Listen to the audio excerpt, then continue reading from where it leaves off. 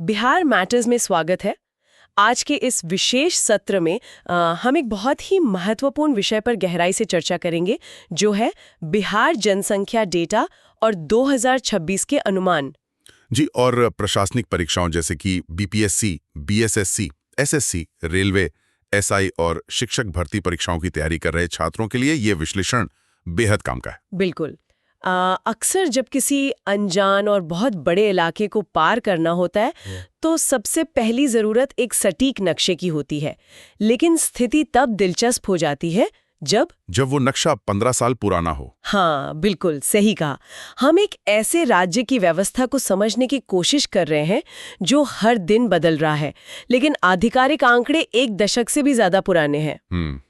इस पूरी चर्चा की नींव में एक बड़ा तकनीकी पेंच है। अभी जितनी भी नीतियां बन रही हैं, उनका मूल आधार 2011 की जनगणना ही है, जो सेंसस एक्ट 1948 के तहत हुई थी। क्योंकि 2021 में जो नई जनगणना होनी थी वो तो कोविड-19 महामारी के कारण स्थगित हो गई थी। जी, इसलिए आज जब हम 2024 या 2026 के बिहार की बात करते हैं तो वो पूरी तरह से प्रोजेक्शंस यानी अनुमानों पर आधारित है। तो यहाँ एक स्वाभाविक सा सवाल उठता है, अगर हमारे पास वास्तविक गिनती नहीं है तो क्या ये अनुमान बस ऐसे ही लगा लिए गए हैं? नहीं, देखिए, ये अनुमान हवा में नहीं होते। जनसांख्यिकी या डेमोग्राफी एक बहुत सटीक विज्ञान है। जब 2021 का डेटा नहीं मिल पाया तो सैंपल रजिस्ट्रेशन सिस्टम यानी एसआरएस और राष्ट्रीय जनसंख्या आयोग ने मिलकर वैज्ञानिक मॉडल तैयार किए। अच्छा, तो ये एसआरएस जन्म और मृत्यु दर का लगातार डेटा इकट्ठा करता है? बिल्कुल। 2011 के पुराने नक्शे पर इन नए रुझानों को लागू करके ये निकाला जाता है कि आज आबादी का आकार क्या होगा। ये तो वर्तमान गति के आधार पर भविष्य का पूर्वानुमान लगाने जैसा हुआ। तो इन अनुमानों से जो पहली तस्वीर निकल कर आती है वो बहुत ही विशाल है। जी, आकार और संसाधनों पर दबाव की तस्वीर। 2011 के आधिकारिक डेटा के अनुसार बिहार की कुल आबादी लगभग 10.41 करोड़ थी। सटीक रूप से कहें तो 10 करोड़ 14,99,452, जो कि इसे उत्तर प्रदेश और महाराष्ट्र के बाद भारत का तीसरा सबसे अधिक आबादी वाला राज्य बनाती है। लेकिन लेक्चर नोट्स में एक गहरा विरोधाभास नजर आता है। असली समस्या ये 10.41 करोड़ की संख्या नहीं है, बल्कि वो जमीन है जिस पर ये संख्या टिकी हुई है। इसे डेमोग्राफी में संसाधनों पर दबाव कहा जाता है। हाँ, अगर हम इसे आंकड़ों में देखें तो भारत की कुल आबादी का 8.6% हिस्सा बिहार में रहता है। लेकिन जमीन के मामले में भारत के कुल भौगोलिक क्षेत्रफल का मात्र 2.86% ही बिहार के पास है। इसे एक रोजमर्रा के उदाहरण से समझते हैं। ये स्थिति कुछ ऐसी है जैसे किसी छोटे से एक 1 BHK अपार्टमेंट में एक विशाल संयुक्त परिवार रह रहा हो। बहुत ही सटीक एनालॉजी है। और इस 1 BHK वाले उदाहरण में असली संकट ये है कि उस अपार्टमेंट का जो किचन है, यानी जो कृषि योग्य भूमि और बुनियादी संसाधन है, उनका आकार तो बिल्कुल नहीं बढ़ रहा है। बिल्कुल। और भूगोल में इसी स्थिति को नापने के लिए जनसंख्या घनत्व या पॉपुलेशन डेंसिटी का पैमाना इस्तेमाल होता है। जी। 2011 में बिहार का जनसंख्या घनत्व 1106 व्यक्ति प्रति वर्ग किलोमीटर था। 1106। और अगर हम इसकी तुलना राष्ट्रीय औसत से करें, जो उस समय केवल 382 था, तो ये बहुत बड़ा अंतर है। लगभग 3 गुना का अंतर। यानी जमीन के हर एक टुकड़े पर, अस्पताल के हर बिस्तर पर राष्ट्रीय औसत से 3 गुना ज्यादा दबाव है।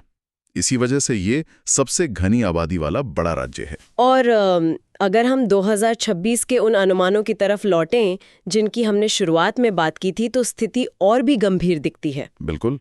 2026 के प्रोजेक्शंस बताते हैं कि आबादी 13.7 से 13.8 करोड़ के पार चली जाएगी। तब जनसंख्या घनत्व बढ़कर लगभग 1380 व्यक्ति प्रति वर्ग किलोमीटर हो जाने का अनुमान है। 1380 लोग सिर्फ 1 वर्ग किलोमीटर में। ये प्रशासनिक ढांचे और रोजगार पर बहुत भारी अदृश्य भार है। लेकिन यहाँ एक तार्किक सवाल पैदा होता है। जी, पूछिए। जब किसी सीमित जगह में संसाधन कम पड़ने लगते हैं तो प्राकृतिक रूप से वृद्धि दर धीमी हो जानी चाहिए।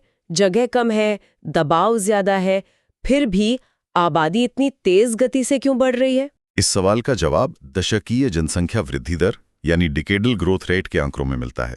2001 से 2011 के बीच बिहार की दशकीय वृद्धि दर 25.42% थी, जबकि उस समय पूरे भारत का औसत 17.7% था। हाँ, 25.42% का मतलब है कि एक दशक में आबादी 1/4 बढ़ गई। और इसका जो मुख्य कारण है उसे कुल प्रजनन दर या टोटल फर्टिलिटी रेट TFR कहा जाता है। TFR मतलब एक महिला अपने जीवन काल में औसतन कितने बच्चों को जन्म देती है? बिल्कुल सही। NFHS 5 जो कि राष्ट्रीय परिवार स्वास्थ्य सर्वेक्षण का डेटा है, उसके अनुसार बिहार का TFR 2.98 है। यानी लगभग 3 बच्चे प्रति महिला। और राष्ट्रीय औसत क्या है अभी? राष्ट्रीय औसत अब गिरकर 2.0 पर आ चुका है। राष्ट्रीय स्तर पर आबादी स्थिर हो रही है, लेकिन बिहार में ये लगभग 1 बच्चे का जो अंतर है, यही आबादी को तेजी से बढ़ा रहा है। मैं यहाँ एक सवाल उठाना चाहूंगी, क्या ये सिर्फ स्वास्थ्य सुविधाओं या परिवार नियोजन के साधनों की कमी है, या इसका संबंध किसी गहरे सामाजिक ढांचे, विशेषकर शिक्षा या साक्षरता से भी है? यह एक बहुत ही महत्वपूर्ण बिंदु है। दुनिया भर में महिला साक्षरता और प्रजनन दर के बीच सीधा और उल्टा संबंध होता है। मतलब साक्षरता बढ़ेगी तो TFR अपने आप नीचे आएगा। जी, बिहार की कुल साक्षरता दर 61.8% है, जबकि राष्ट्रीय औसत 74% था। लेकिन असली कहानी इसके भीतर छिपे जेंडर गैप में है। हाँ, 2011 में पुरुष साक्षरता दर 71.2% थी, लेकिन महिला साक्षरता दर मात्र 51.5% दर्ज की गई। यह 19.7% का जो अंतर है वो सीधा उच्च प्रजनन दर से जुड़ता है। जब महिलाओं में शिक्षा का अभाव होता है तो उनका आर्थिक निर्णयों और परिवार नियोजन पर नियंत्रण कम हो जाता है। बिल्कुल।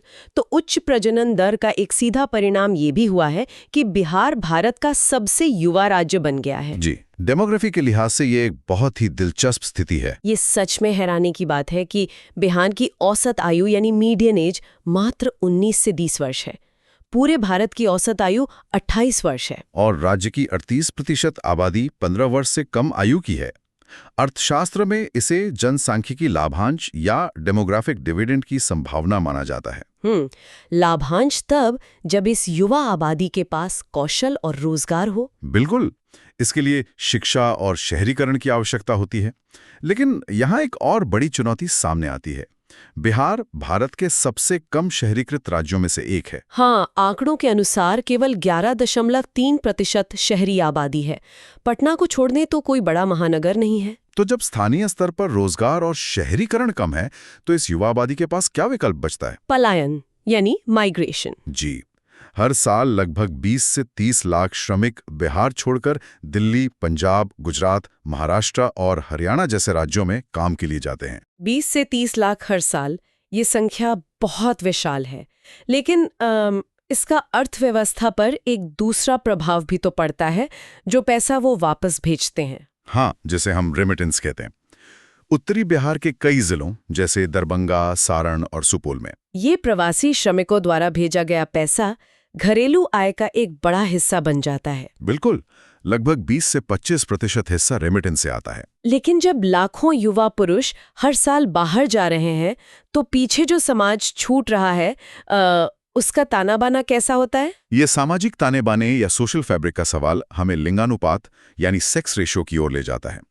2011 में बिहार का लिंगानुपात 918 महिलाएं प्रति 1000 पुरुष था, जो कि राष्ट्रीय औसत 943 से काफी कम है। जी, लेकिन इसमें एक सकारात्मक पहलू या सिल्वर लाइनिंग भी है। बिहार का बाल लिंगानुपात या चाइल्ड सेक्स रेशियो 935 है। अच्छा, तो 0 से 6 वर्ष की आयु के बच्चों के बीच स्थिति बेहतर है। ये दर्शाता है कि नई पीढ़ी में लैंगिक संतुलन सुधर रहा है। बिल्कुल।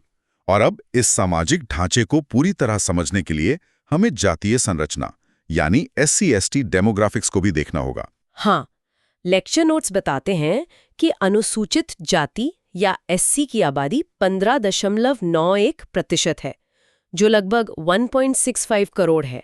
लेकिन अनुसूचित जनजाति यानी ST की आबादी बहुत ही कम है। जी, ST आबादी केवल 1.28% यानी 13.36 लाख है। 1.28%? ये तो बहुत कम है। ऐतिहासिक रूप से इसके पीछे क्या कारण रहा है? इसके पीछे वर्ष 2000 का ऐतिहासिक संदर्भ है। जब अविभाजित बिहार से झारखंड अलग हुआ तो अधिकांश वन और आदिवासी क्षेत्र, जो कि दक्षिणी हिस्से में थे, वो झारखंड में चले गए। बिल्कुल। इसीलिए विभाजन के बाद बिहार में एसटी आबादी का प्रतिशत इतना कम रह गया। तो अगर हम इस पूरे विश्लेषण को समेटे तो बिहार की डेमोग्राफी की 3 प्रमुख विशेषताएं उभर कर आती हैं। जी, पहला अत्यधिक जनसंख्या घनत्व, दूसरा तेजी से बढ़ती आबादी और तीसरा बहुत ही युवा जनसंख्या संरचना। परीक्षा की तैयारी कर रहे छात्रों को ये याद रखना चाहिए कि ये सिर्फ नंबर नहीं है। नीतियां बनाने और बीपीएससी जैसी परीक्षाओं में उत्तर लिखने के लिए ये आंकड़े एक मजबूत आधार है। बिल्कुल। और अंत में एक गहरे सवाल पर विचार करना जरूरी है। बिहार की औसत आयु 19 वर्ष है। यदि इस युवा आबादी को अगले 5-10 वर्षों में सही शिक्षा और रोजगार नहीं मिला, तो क्या ये जनसांख्यिकीय लाभांश एक बड़े संकट में बदल जाएगा? सही कहा। जब 2021 की जनगणना के आंकड़े आएंगे, तो क्या ये युवा ऊर्जा राज्य का निर्माण कर रही होगी या केवल दूसरे राज्यों को अपना श्रम भेज रही होगी? ये एक बहुत ही महत्वपूर्ण और विचारोत्तेजक सवाल है जिस पर जरूर विचार किया जाना चाहिए। छात्रों को इन सभी प्रमुख बिंदुओं का अभ्यास करते रहना चाहिए। बिहार मैटर्स के इस सत्र में जुड़ने के लिए धन्यवाद। धन्यवाद। बिहार मैटर्स की तरफ से सभी को शुभकामनाएं। अगले सत्र में हम इस श्रृंखला को आगे बढ़ाएंगे। This is Bihar matters signing off.